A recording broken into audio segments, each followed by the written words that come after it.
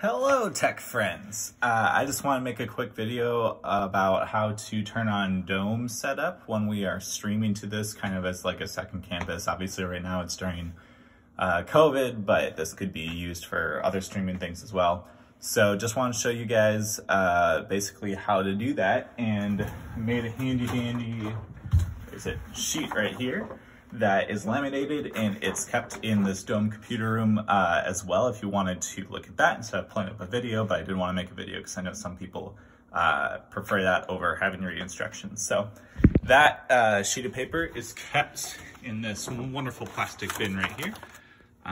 Also, this is in the Dome computer room. If you're coming into the Dome, it's to the right. And those instructions will be right there as well. So let's get started. Step number one, we're going to want to go over to this wonderful black box of awesomeness, and we're going to want to turn it on. The power is in the top right, and that'll turn on all these different things. And basically, if you want to get techie with it, it turns on presentation switchers as well as some other screen that we use.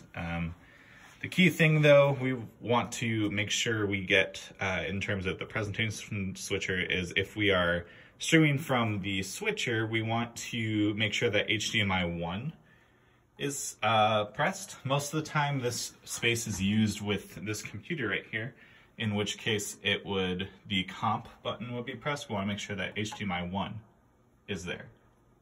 So that's step number one. Turn this on and then make sure that HDMI 1 is pressed as well. Step number two is we're going to want to turn on the TVs. The remote for that is this Sharp remote, if I can get it out, in this little plastic bin right here. I want to go and get within, I think it's like 5 or 6 feet. They're COVID safe of the TVs. And flip them on. There we go, there's one. There we go, there's two. All right, so step number one is turn that presentation switcher on with HDMI 1. Step number two is turn those TVs on. Step number three is going to be going over to the sound booth and turning the power on and the sound as well. And that is actually going to be over here in the mechanical room. And you're going to go to the right, and boom, there you go. So as we get in here, we're going to want to do two things. One is to switch this little bad boy right here. That little white switch to the right is going to turn on all of our speakers. And then thing number two is going to be power on our soundboard, which is going to be the back right. And as this powers up, the sound for the stream is going to come through this PC Media channel right here. We're going to want to make sure that number one, the fader is up.